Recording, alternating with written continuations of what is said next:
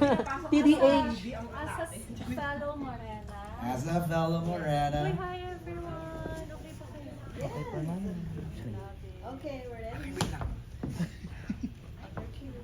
Yan na. Hard working. Pamilya Forever, shining with excellence. Ay, just kaya mo yung camera. Ito. Okay.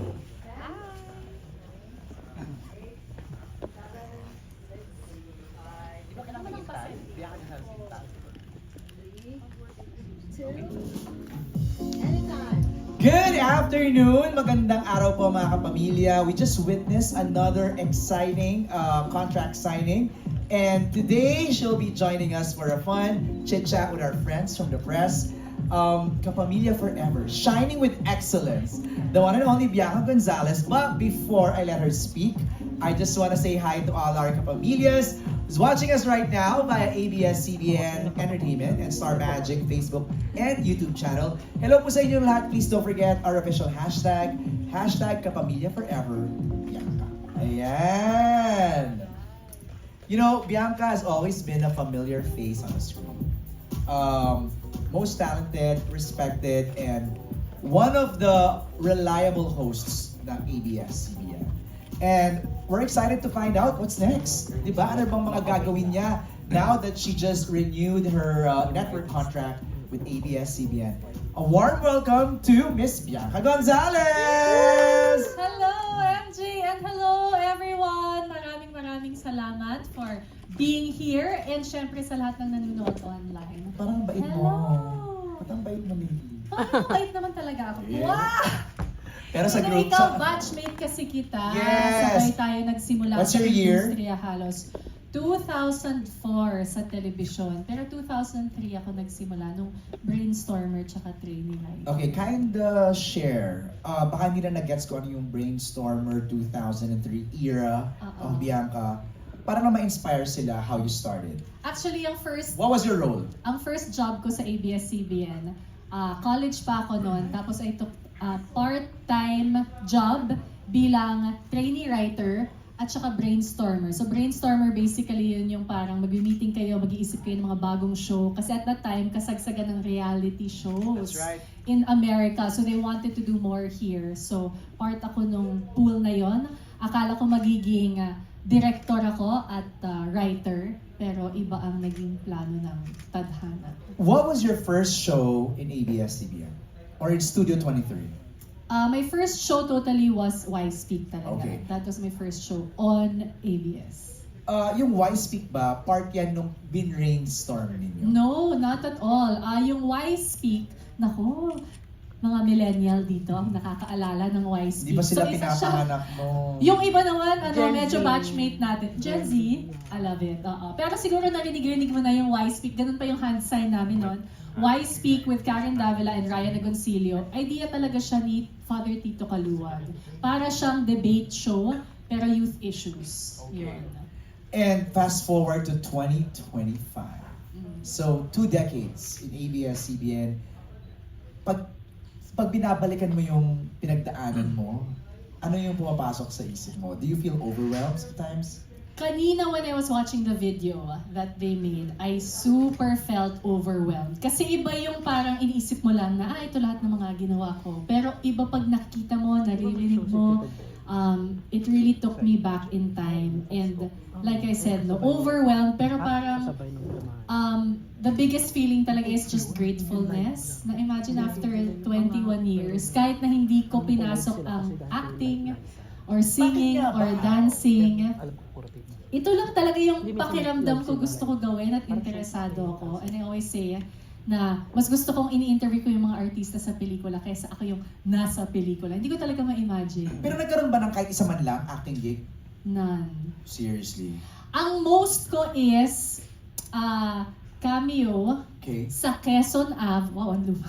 Sa Quezon Ave of the Great Mang Dolphy. Ay, Red carpet interviewer ako. So as myself. So cameo ko Quezon pero Avenue. Quezon Avenue, yes. Okay.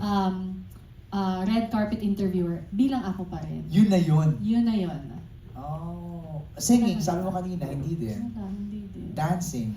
yung dancing mga 2-8 counts sa mga launch ng Pinoy Big Brother, yun na yung Ganun the lang, most. oo. Pero nothing more na. Kaya nga na-solidify mo yung pagiging host mo talaga eh. Because from the get-go, it was that. Yes, and grateful ako na imagine pwede pala siyang maging career. Lalo na when we started in the industry, kapag nasa TV ka, dapat ginagawa mo lahat. Pero at that time, thankfully with the support of Tito Boy, who's my manager, and even ABS, parang binigyan ako ng mga opportunities. Even if nga, hosting lang ang gusto kong gawin. And speaking of that, what's next? So we saw you last sa collab ng Pinoy Big Brother, which was a big success. So what's next for B?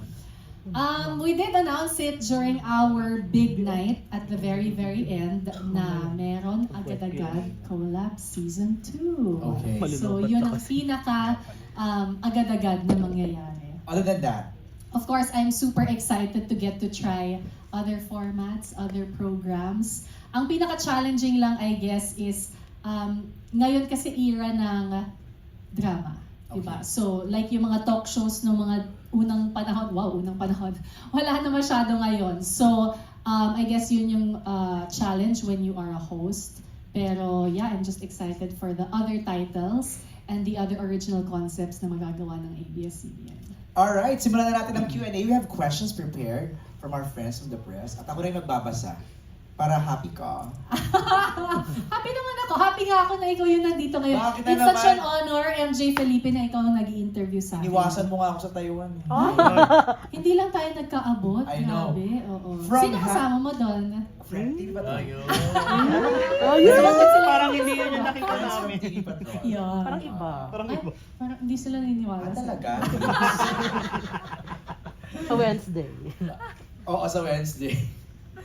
From Hannah Malorca of Inquirer.net. Witness ka sa lakas ng impact ng PBB through the years. Para sa iyo, anong meron sa PBB at patuloy pa rin siyang kinakapitan ng taong bayan? Kwento ng tao. Like we always say, teleserye ng totoong buhay. And I think kita naman ng mga tao na yung success ng isang season nakasalalay talaga sa magic ng mix and personalities ng mga housemates. So we were so lucky to have that in PBB Collab 1. So sana 2 ay ganun din. So, alam mo na yung lalamanin ng 2? May idea ka na? Please don't lie. Hindi ako makakapagsinungaling sa'yo. May alam ako. Pero hindi ko pwede. Pero exciting din. Kasi kakasign ko lang ng kontrata, baka mabawi ang kontrata. At hindi na matuloy. Kung may nasabi ako. oo. I'm gonna put you on the spot. Ano? For you, Mm. top of mind, without lying, all your heart, Oh, ano? best PBB edition. Madali lang para sa akin yon. Siyempre, Celebrity Edition Season 1. Wow! Yung Love sa'yo. your own! Oo. Pero for me, I always answer this, Season 1 in general. Nene Tamayo, Keanu Reeves, Kim Chu. For me, best dahil Season 1 parang it's never been done before na group of regular Filipinos, group of celebrities, group of teens, pinagsama-sama. Bago ang lahat. So, bias ko ang Season 1 talaga. Tinatanong namin kay Robbie if you have a favorite or if you have kung ikaw gagawa ng sarili mong edition sa PBB, ano Oh. gusto mo? Ano sinagot niya? All Stars. Oo. Madaming may gusto ng All Ikaw, Stars. ang gagawa masusunod. Parang ang dami ng nagawa. I am interested though. Alam kong, to those who are present dun sa aming MediaCon for collab, alam kong ginoke ni Melay ang family edition. Di ba parang sabi niya, pasok niyo na kaming lahat. Parang libre ang bigas, libre ang ganyan. That would be super interesting. Medyo, kasi ngayon duo yung collab, di ba? Pero yung dynamic na pamilya, knowing na ang Pilipino sobrang family-oriented, ibang flavor ang dadalhin nun. Ako may idea ko. Couples edition. Ay, parang Love Island, ganon. Pwede! Yung PBB gawin natin Temptation Island or something. Pwede! Diba? Maganda yon. Willing ka ba? Pumaksiko mo ba? Parang ano? Ewan ko. Next Tingnan natin kung magiging willing ang mga tao. Di ba cute yun? Cute yon, undoubtedly. Controversial yun. Ito, isa pang wishlist pero feeling ko imposible mangyari. PBB Politico Edition. Yun, dream ko talaga. As in like, Sino what a gusto mo, dream. Lahat. Hindi, pero di ba, what a dream but an impossible dream. Tapos Well, yung, we don't tapos yung know. tas, Ang hirap eh, yung no? tas magluluto ng humba. We don't know. Buti hindi ko nasabi sa mic. Okay, next question ni Hannah. Anong oras na? Anong petsa na? Your interviewing style has always been admirable, making good conversations with people. How did this style develop through the years? Actually, that sets you apart, no? Parang lahat ng content na nilalabas mo, yung paano pa to, your B-side, your BRGY, it's all really good conversations. Maraming salamat for thinking so. Ako, ang style ko, feeling ko na-develop ko kasi early on in my career, ako ay naging controversial. Wow! Oo, parang meron akong naging malaking controversy after I exited the PBB house as a housemate. Share mo na. Baka Grabe hindi ka nila naman, alam parang eh. makikita nyo na yun sa Super TikTok. big issue po yun. Talaga, promise. Nasa tabloid, gano'n. Oo. So, anyway, what I mean to say is, nung time na yun, kung ano-anong mahihirap at masakit at judgmental na tanong ang ibinabato sa akin pag press con, pag media con. And so, I know what it feels like to feel on the spot, to feel medyo embarrassed publicly. And so, I knew that whenever magkakaroon ako ng chance na ako naman ang mag-i-interview, never ko yung paparamdam sa interview ko. I want to feel like a safe space. I want to feel like someone that they can trust and mag-open up sila dahil doon at hindi dahil prines ko sila for a controversy. Ako, the good thing that I observe with you is that you know a lot and you don't know a lot. Alam mo yung parang meron kang moments na parang you ask as if you know a lot, but in reality, you're actually digging more from your subject so that you'll absorb more. Ay, salamat. Coming from you, Oo. that means a lot. Thank you. Oh, yan ha, alam mo na. Oh, ayan, Gcash mo na lang. Gcash. Okay, next question is from Nina from Cinema One. Ay, salamat. You've been known as a loving mom, a warm and engaging host on PBB, TFC shows, and Cinema One. Now that you renewed your contract as a kapamilya, how do you plan to stay focused and balanced, both being a public figure and in your personal life? If anything, I feel na mas gamay ko na ngayon dahil ang aking mga anak ay 9 and 6 years old already. And yun nga, take turns kami ng asawa ko dahil nandito ako sa work ngayon, siya ang nag-aalaga ng kids. Pag siya naman ang nasa work, ako nag-aalaga ng mga kids. You just had a trip. Yes. A trip to visit my sister sa London. So, kaming apat yon. Super sarap na quality time na pamilya. But yes, I think yung balance does not exist. I don't believe talaga na merong such a thing as work-life balance. At certain points, may mag-give talaga, may sacrifice, tapos babawi ka. Parang it's more a juggling act. Pero thankfully na yung partner ko, yung husband ko, super supportive in everything that I do. Dahil ang dami kong gusto gawin sa life, so nagpapasalamat ako sa asawa ko na understanding siya and in-encourage niya ako sa ganun kong mga dreams. I am amazed with your sense of balance kasi kaka-mention mo lang, you went to London, nagkaroon ka pa ng time to be with Enchong, Robbie, Mikey, and the PBB folks in Taiwan. So parang, alam mo yun, parang nag-make sense sa akin yung word na balance. Oh. Not just with family, but also with friends, you know. But yun nga, for me, balance, hindi talaga siya nag-e-exist. Baka Okay. yun lang ang impression na Natin. nakukuha ng mga tao. Oo, pero ano talaga siya? Series of trade-offs. Right. Yun siya talaga. Janice Navida of Bulgar wants to ask, aside from being a successful TV host, a wife and a mom, do you still have dreams in your bucket list? You want to take a look at your bucket list? Ay, dreams in my bucket list. Short-term bucket Ang list. dami pa. I want to write a book again. I want to write paano ba to? Two? Two. Paano ba two? Wait, Paano ba two? Gusto ko din makapaggawa ng mas maraming international interviews such as you, whether it's junkets or the opportunity to work regionally. You just had Manny Jacinto. Yes, Nice conversation with thank Manny. you very much.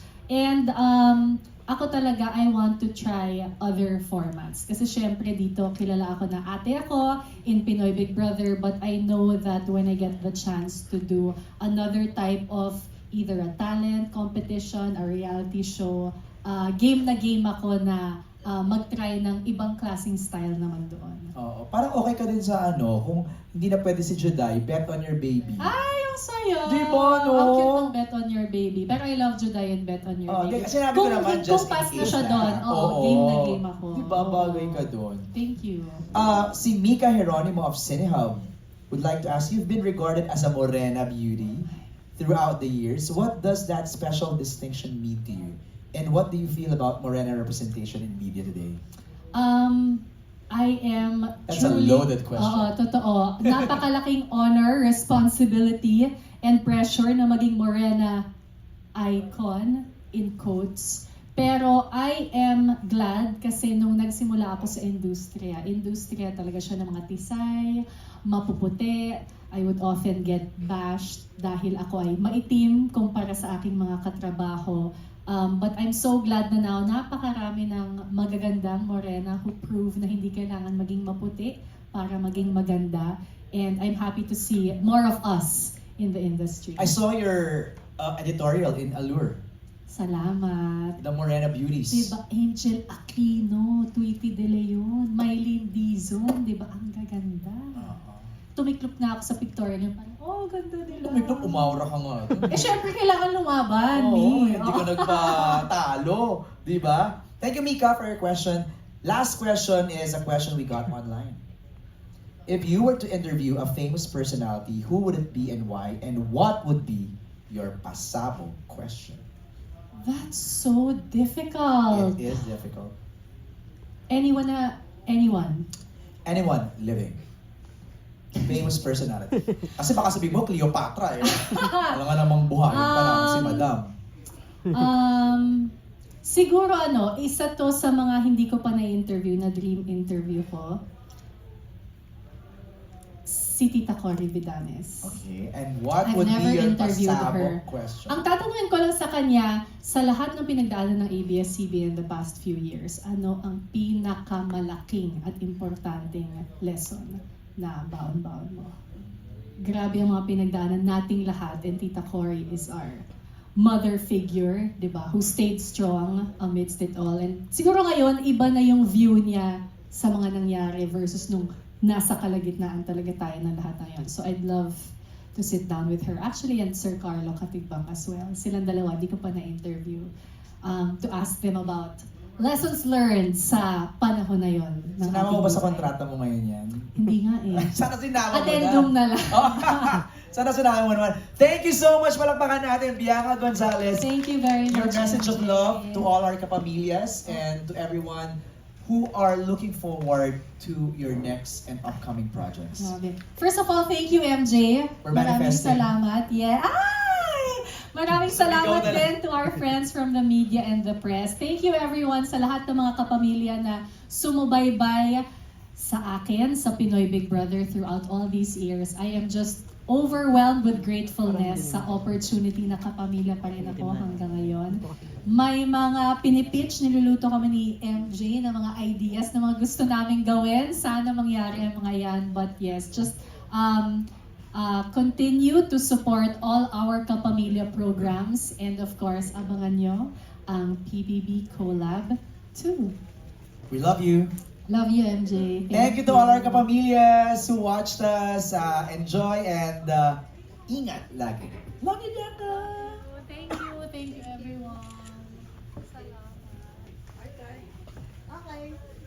Thank you very Post ka muna much, for guys. photos sa gitna. Saan lang po tayo picture for our May ganyan official dyan. Post ka muna for photos. Ay, pa. Tapos, sasampalin mo si Bix. Bakit may gano'n? Lahat sinasampal siya. Oo. Promise. Okay, ready? Parang ano yun, pagbibigay pugay. Wow. Doon. 1, 2, 1. Hindi mo napansin, lahat sila naka-black, siya lang yung may kulay. Totoo. Isa pa po, sorry. Okay. Here, please. Thank you. Ay, sorry. Sorry po. Sorry. Thank you. Here, please.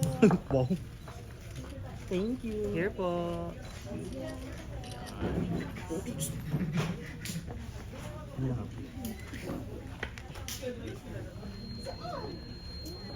Kami naman. Thank you guys for joining us on 1-7.